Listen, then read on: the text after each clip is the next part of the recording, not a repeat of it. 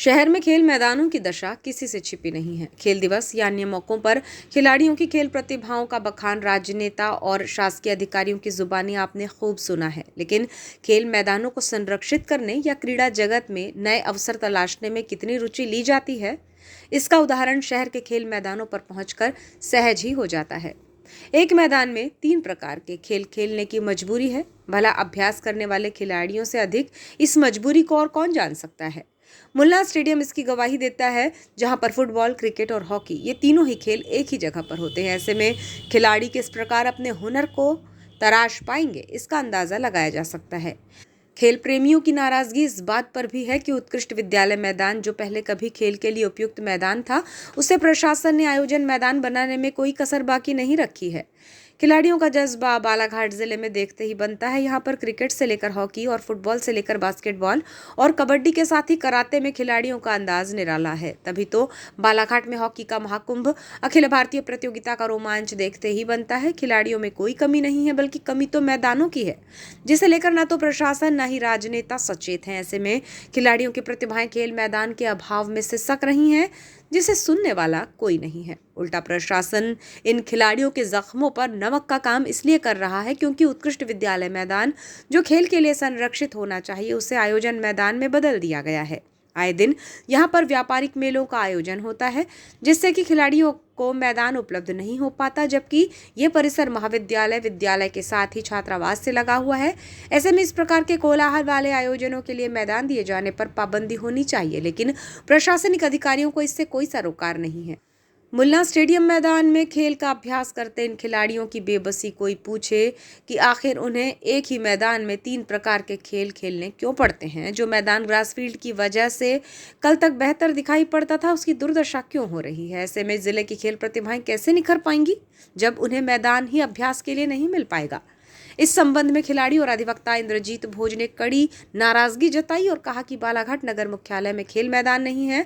उत्कृष्ट विद्यालय खेल मैदान था, जिसमें हर तरह के खेल के आयोजन होते थे। कुछ वर्षों से व्यापारिक मेले इसमें लग रहे हैं। खिलाड़ियों को पलायन करना पड़ रहा है। उत्कृष्ट विद्यालय द्वारा व्यापारिक मेले के लिए 10,000 रुपये लिए जा रहे हैं और खेल आयोजन के लिए भी रुपये की मांग होती है। मुल्ला स्टेडियम का उन्नयन किया गया था, फुटबॉल के लिए मैदान बना था और ट्रैक बना था। यहाँ पर खिलाड़ियों को प्रवेश शुल्क देना पड़ता है। पहले अन्य आयोजन मुल्ला स्टेडियम में नहीं होते थे, लेकिन अब यहाँ भी आयोजन होने लगे हैं। बालाघाट में क्रिकेट मैदान होना जरूरी है, जिसके लिए तत्कालीन कलेक्टर को भूमि चिन्हांकन के लिए सुझाव दिया था, जबकि खेल मैदानों में सुविधाओं का अभाव है। क्रीड़ा मैदान को लेकर खिलाड़ी वंचित हैं और कोई प्रशासनिक देखरेख नहीं है। खिलाड़ियों के लिए बड़े दुर्भाग्य की बात है कि बालाघाट नगर मुख्यालय में खेल मैदानों की बहुत ज़्यादा कमी है। बालाघाट नगर मुख्यालय में उत्कृष्ट विद्यालय खेल मैदान हुआ करता था, जिसे फुटबॉल ग्राउंड कहते थे। वहाँ पे लगभग सभी क्रीड़ा के आयोजन हुआ करते थे, चाहे फुटबॉल हो, क्रिकेट हो, टेनिस बॉल हो, हॉकी हो या दूसरे खेल क्यों ना हो। लेकिन कुछ वर्षों से यहाँ पे व्यापारिक मेले लगातार लगते आ रहे हैं, जिसकी वजह से खिलाड़ियों को मैदान से पलायन करना पड़ रहा है। और वहाँ पर जो उत्कृष्ट विद्यालय के प्रिंसिपल हैं, उनने जो नियम बनाए, वो व्यापारिक मेलों से 10-10 हज़ार रुपये ले रहे हैं। और जो हम जैसे श्रमजीवी पत्रकार संघ के लोग हैं, दूसरे क्रीड़ा के संघों के अध्यक्ष हैं, वो यदि टूर्नामेंट कराते हैं खिलाड़ियों को प्रोत्साहित करने की, तो उनसे 5-5 हज़ार रुपये की मांग कर रहे हैं। ये न्याय संगत नहीं, नीति संगत नहीं है। ये 2 वर्ष पहले से हुआ है। दूसरी बात, हमने बहुत ही ज़्यादा प्रयास करके मुल्ला स्टेडियम का उन्नयनीकरण किया था, उद्धारीकरण किया था। यहाँ पे फुटबॉल के लिए मैदान बना था और एक ट्रैक बना था, लेकिन उस मैदान की भी दुर्दशा हो रही है। यहाँ पे भी खिलाड़ियों को अंदर जाने के लिए प्रवेश शुल्क देना पड़ता है। यहाँ पे कोई दूसरे आयोजन हो नहीं सकते, लेकिन उसके बाद भी यहाँ पे दूसरे आयोजन हो रहे हैं, क्रीड़ा के आयोजन हो नहीं रहे। बालाघाट नगर मुख्यालय के जितने खिलाड़ी हैं, सब वंचित हैं क्रीड़ा मैदानों को लेकर के, चाहे हॉकी का मैदान हो, बास्केटबॉल का मैदान हो, या फिर क्रिकेट मैदान हो या फुटबॉल मैदान हो। सब में सुविधाओं का अभाव है, कोई देखरेख नहीं है, सिर्फ पैसे की उगाही की जा रही है। दूसरी बात, मैं ये चाह रहा हूँ कि क्रिकेट के लिए स्टेडियम होना बहुत ही आवश्यक है बालाघाट मुख्यालय में, लेकिन इसकी कमी कैसे पूरी की जाए। तो जिला कलेक्ट्रेट कार्यालय के बगल से गली गई है, वहाँ पे पीछे 13 एकड़ का रकबा भी खाली है।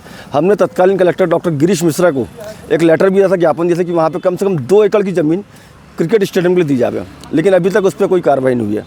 हम चाहते हैं कि बालाघाट के खिलाड़ियों को वापस यदि मैदान की ओर लाना है, तो कम से कम मैदानों का संरक्षीकरण आवश्यक है, तभी तो मैदान में खिलाड़ी आएंगे, वरना वो इंटरनेट की दुनिया में भाग रहे हैं, अपना जीवन खराब कर रहे हैं। तो मैं बालाघाट के जिम्मेदारों से यही उम्मीद करता हूँ, यही मांग करता हूँ कि उत्कृष्ट मैदान को खिलाड़ियों के लिए फ्री किया जाए, स्टेडियम को खिलाड़ियों के लिए फ्री किया जाए, और जो कलेक्ट्रेट के बगल में जगह है वो क्रिकेट के ग्राउंड के लिए दी जावे।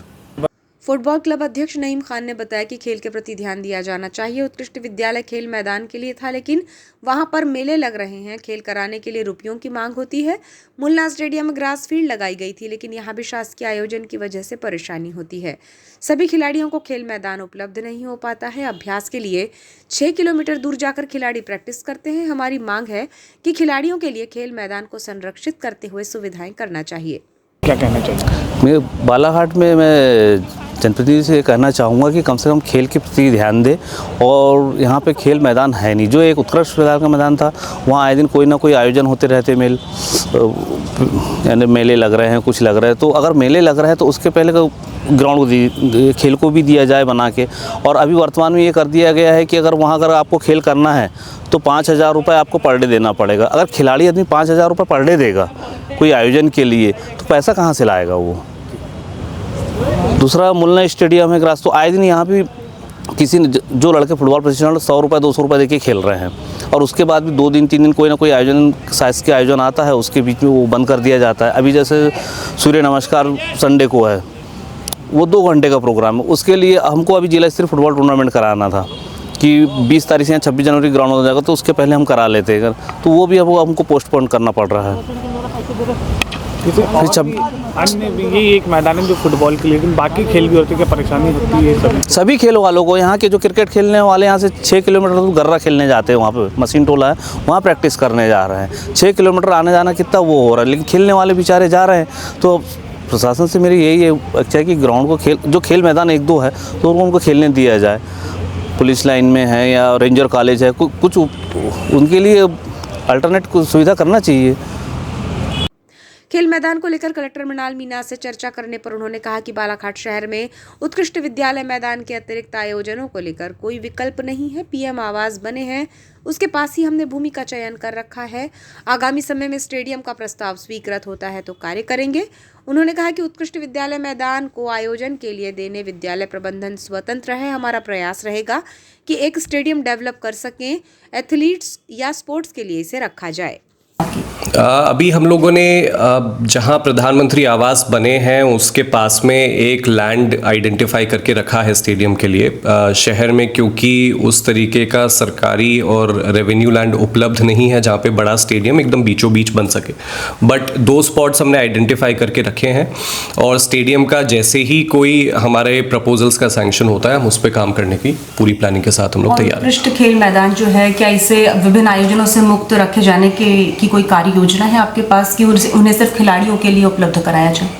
अभी वर्तमान में क्योंकि कोई और उसका विकल्प हमारे पास उपलब्ध नहीं है शहर के बीचों बीच, तो एज ऑफ नाउ तो जो स्कूल उसको विभिन्न आयोजनों के लिए हैंडल करता है तो वो अपना उसमें निर्णय लेने के लिए स्वतंत्र है। बाकी हमारा प्रयास यही रहेगा कि एक तरीके से हम कोशिश करें कि एक और स्टेडियम अगर हम आसपास में कहीं पे डेवलप कर सकें, जिसको हम एथलीट्स के लिए और स्पोर्ट्स में जो रुचि रखते हैं उनके लिए डेडिकेट कर पाएँ, तो उसके लिए हम लोग जी। रेंजर कॉलेज भी शिफ्ट हो रहा है सर, तो ऐसी स्थिति में क्या रेंजर कॉलेज का जो ग्राउंड है ये प्लेयर्स को उपलब्ध हो पाएगा? ये रेंजर कॉलेज फॉरेस्ट की प्रॉपर्टी है, तो उनके साथ में फॉरेस्ट डिपार्टमेंट को उस पर निर्णय लेना पड़ेगा। जी।